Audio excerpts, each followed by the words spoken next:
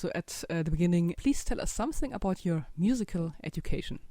I started playing music very young and took lessons in piano and violin and guitar as a child. And then I studied at Western Kentucky University. I studied classical guitar. Then I studied jazz and composition at Belmont University in Nashville. And then I studied film scoring for a little while at Berklee College of Music in Boston. Oh. So quite a lot of jumping around in my early years to different programs. Mm-hmm. And a lot of cities. Wow. You've been working with Henry Jackman since Winnie the Pooh. How did you get on this team? Yeah, well, I started working at Hans's remote control. And not too long after I started there, Henry and I met. Just, it's kind of a small little family, and he was looking for someone to help out on Winnie the Pooh, and he was gearing up to start X-Men. Mm-hmm. And we just kind of hit it off. We had a lot of the same tastes in not only film score but in music in general, and also we're both pretty avid readers. So we liked a lot of the same books. We bonded over that, and I helped out a little bit on Winnie the Pooh, and then came on for X-Men, making noises, doing some technical things, and then that was the start of what is now almost, what year is it? Almost a 10-year working relationship. So. Mm-hmm. Wow. First, you were his technical score engineer. What is this exactly? Lots of managing the studio. Mm-hmm. There's the big technical side of things of, making sure the studio is running at full speed. But Henry and I very quickly got a nice little repertoire back and forth. A lot of the technical things I did were making, instruments, doing a lot of sampling, mm-hmm. finding some cool sounds, taking, guitars and cellos and turning them into instruments and making weird noises. So, one of the big sounds on X-Men were these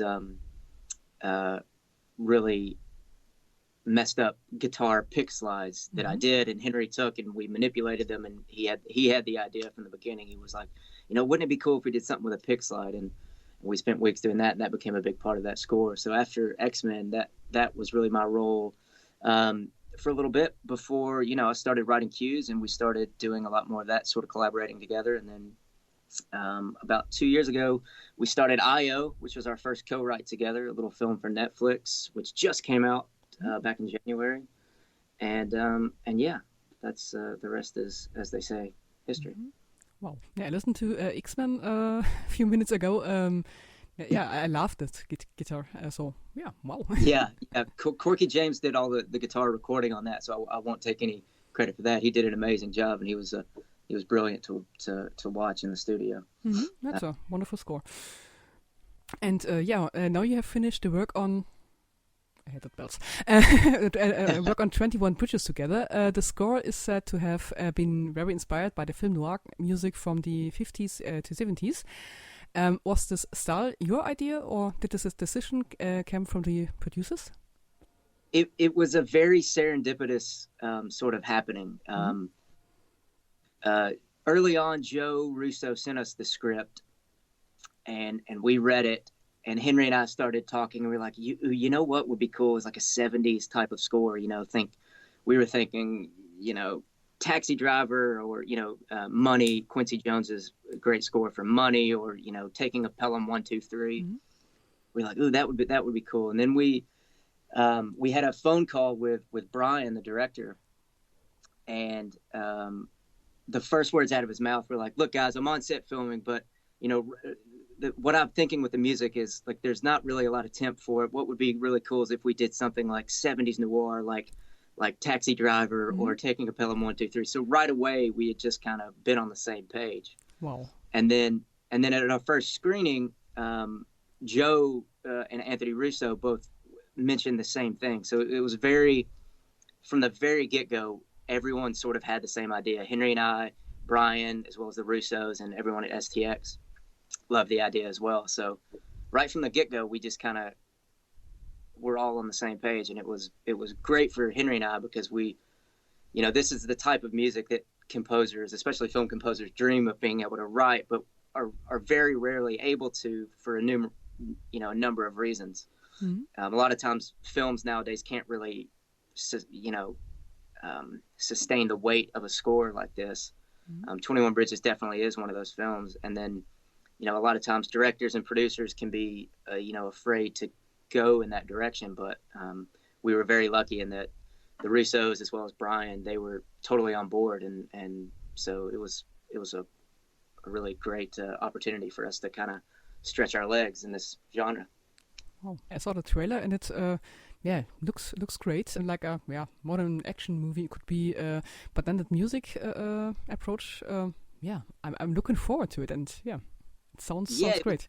The thing that Brian kept going on to us early on was that the music needs to be telling the story that we're not necessarily seeing on screen, and letting the audience know that something else is going on beneath the surface. And so, from a storytelling point of view, as a composer, that's exactly what you want to hear from your director. Mm-hmm. You don't want to be reactionary. You want to, it's much more fun to play the story that's lurking beneath. Mm-hmm. And that's what we got to do on this, and it was a lot of fun, and we're very proud of the score and of the film. Mm-hmm. Yeah. Oh. I tried to see it in the theater, but well, that's right. Yeah. It's worth it to see it in the theater, so you can hear us on some good speakers, hopefully. Oh yeah, but I have a few good speakers there at home. I have to look when it starts in Germany, because my idea was to end my cinema year with Ford versus Ferrari. So why not another movie? I hear that's going to be a good one as well. Mm-hmm. And now for the first time, you will be a solo composer with Made in Italy. What can you tell about it? Well, it actually came, funnily enough, through Joe Russo. We were wrapping up 21 Bridges, and he said, "Hey, I've got this friend of mine who's working on a film, and they're looking for a composer. Would you mind if I put your name or gave him your info?" And him and James Darcy have worked together on a couple of projects and known each other for a while. So I was actually in London on vacation, and where James is based, and so we met up for a coffee and we hit it off. And it's been we're in the early days of writing and getting themes together, and it's very cool. It's a lovely little film, and it's got a lot of heart, and tells a story that is I think a lot of audiences will respond well to, because it's a very human story, and you're seeing Liam Neeson act in a way that is, I think very refreshing, and I think audiences will respond to the humanity in his performance, as well as the film overall. So more general, what is inspiring you? Well, a lot of what the score for 21 Bridges was my inspiration growing up. And it's something that Henry and I bonded over. As I mentioned, we bonded over our shared love of like 70s films, and funnily enough, the Russo brothers, that's what we bonded over as well. We all love films from that era, mm-hmm. and that sort of noir, straightforward storytelling. And so the composers from that era, everyone from Quincy to David Shire and Bernard Herrmann, Jerry Goldsmith, all those guys really played a key role in shaping my, my approach to film music. Now, I don't get to write that sort of music a lot, but it really influenced my storytelling, mm-hmm. when it comes to music. And I think that's, when I hear a score, when I hear music, or when I watch a film, and there's the ability for music to add to the story and not just be reactionary, not just play what's happening on screen, but to actually help the audience understand what the director is trying to tell them, then, that's where a lot of I think my best writing comes from, is when I have that opportunity. So that inspiration is, I think, very important to getting a great score. Mm-hmm. And what do you think, is composing an art or a craft? Oh, it's definitely both. It's definitely a craft, and more in the last 15 to 20 years, it's become a very technical craft. But at its heart and at its soul, it is mostly art. And I think all great artists, and I'm not putting myself in that category, but I think all great artists would probably tell you that you have to have the craft to create the art. There's the technical side, and everything from painting to literature. You've got to know sentence structure, and you've got to know story arcs and all of that. And it applies to music as well, and especially to film scoring. So yeah. And what do you think is the best thing about composing? The best thing about composing, it's one of these. It's a really cool thing with, especially composing to film, is that the audience comes and they allow you to entertain them for however, for 90 minutes, for 2 hours. And they let you take them on a journey. And that's something that's very rare that that artists don't oftentimes get to do. And what I love the most about it is for however long they're in the seats in the theater watching the film, if you're doing it right, hopefully, you're able to kind of distract them from whatever troubles they're having and whatever might be on their mind, and you're there to entertain them, and hopefully at the same time maybe move them depending on what type of film it is. And that's something that I try to never lose sight of in this, and that at the end of the day, this is going to be something that hopefully entertains people and makes people's day a little bit better, or shines a light on something that they might have not otherwise seen or thought of. Mm-hmm. And is there something that makes it less fun for you? Something that makes it less fun? No, you always, I think there have been very few films that I've worked on where I've wanted less time. Mm-hmm. The time crunch is always, the music, when we're writing film scores, we're not writing symphonies. So that we're at the beck and call of the release date, and as it should be. The film is master, and so there's always, if an actor breaks his leg on set and they have to postpone and they can't move the release date, that oftentimes will eat into our time to write music. So you always want a little bit more time. But with that being said, some of the best stuff that I've written, at least, has come when there's been pressure on. Mm-hmm. If you have too much time, sometimes you can overthink writing and get a little bit carried away. But yeah, the schedules often get a little bit too tight, but it's not the end of the world. How much time do you get for projects? It really depends. I'd say 3 months is probably the average. But it can range from, we've been on projects that have taken a year. We've been on projects that have been 5 weeks. Depends on the type of film, the amount of music, the type of music. Obviously, if it's an animation film with tons of orchestration, that takes longer to write. If it's, smaller indie with, guitars and bass and drums, that can go a little quicker. But I'd say probably 3 months is the average that I've seen in however long I've been doing this. For all those projects you wrote additional music, what was your, do you have a favorite one? Do I have a favorite of all that? For additional music, that's a good question. I'd probably have to go with Civil War, Captain American Civil War. Mainly because working with Joe and Anthony is literally such a delight. They're great filmmakers. They know what they're doing. They're pros, and they trust the people that they hire, which is a huge thing that I think oftentimes goes overlooked with filmmakers. Is the best ones are the ones who hire people they trust, let them do what they do, and have a gentle hand at guiding them to get the final product that they're looking for. Mm-hmm. I also have to say that in a close second, or maybe even tie, was working with Henry on a film for Ed Zwick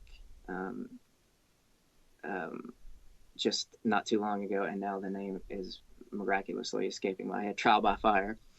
Mm-hmm.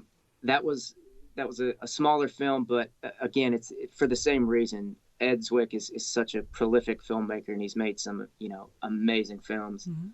And he works, very similarly in that he hires people that he trusts, and he's a delight to work with, just like the Russos are, and Brian on 21 Bridges. Mm-hmm. Yeah, it's are beautiful movies. So just beautiful. So it's fun not to compare the two, because they're definitely two different or three different artists. But the Russos and Ed, they both their main focus is storytelling. Yeah. Even with the Russos, with the massive budgets and set pieces and franchises that they're dealing with, one of the reasons I think they've been so successful is because they focus so heavily on story and not just the spectacle of the film. And Ed is very much the same way. When you think about a film like The Last Samurai, which is a blockbuster movie, it's just a great story. And that's what great filmmakers, when they focus on that, it for everyone involved, from the key grip to the composer to the actors, it makes it such a wonderful experience to be a part of, telling those stories. Yeah, with beautiful pictures, and and I of course love movies like Hobbs and Shaw and Fast and Furious, but of course more movies like they have a story, great characters and such things. So and those, and big blockbusters like that are they're great to stretch and to use other muscles. And I think I would be emotionally exhausted if all I did were these big think pieces, without having the luck that I've had to work on some of the bigger blockbusters that maybe steer more in that direction. There's definitely a place for both of them artistically, but it's always great to kind of get that other side of the coin as well. Yeah. And you mentioned Civil War, Captain America. I have to see that movie. The last one was Winter Soldier. So is it similar to Winter Soldier, or another style of story? It's the next. The Civil War is the next phase in the Winter Soldier story. So it's the next chapter. I definitely recommend seeing it. It's a great film, and both Winter Soldier and Civil War are great films, and I think they really, again, they really focused on the story and really focused on character development in those films, and those two films, I think, set up an amazing sort of storyline for Cap and for Bucky that the Russos really capitalized on in the last two Endgames, which I thought they did an amazing job. So, okay, I'll put it on my list. Go see it, Yeah, because I stopped watching Marvel movies since there were too many of them. So it's hard to keep track. That's definitely true. Yeah, I watched a few of them. I love Black Panther and Doctor Strange, and so a few of them I watched, but the most of them I missed. So good to know with Civil War. Up on my list back. Great. What are your next projects, or can you tell about them? Well, Made in Italy is going on at the moment, and then Henry and I are doing another co-write together for the Russo brothers. This one's called DACA, starring Chris Hemsworth, and it's that's another one. I think Netflix is releasing that one. I'm not entirely sure. But it's quite a departure in tone from 21 Bridges. But again, the through line through, and I think you'll notice a theme that I'm trying to develop here. The through line, again, is that the music is really focused on storytelling. It's not reactionary, ostinatos and loud bangs that hit when things hit. This is more of an action movie, and but again, with the Russos and with the director Sam, it's a lot about the story, and so that's what we're trying to do with the music on that one. So yeah, I'm excited about both DACA and Made in Italy. They're going to be films that I'm very proud to have my name on and to be involved with. Mm-hmm. Yeah, sounds great. Yeah, I'm looking forward. One thing before the end, I call 5 terms, and you tell me what comes to your mind. Okay. Film music. Bernard Herrmann. Orchestra. Expression. This one is for my editor. Henry Jackman. Mentor. Hollywood. Money. Okay. And hobbies. Hobbies. What are those? Oh. No, I books. Mm-hmm. Books and film. And so thank you for the time and the interview. Yeah, no worries. My pleasure. And so have a great day and a lot of success with all the projects. Thank you very much, and have a great weekend.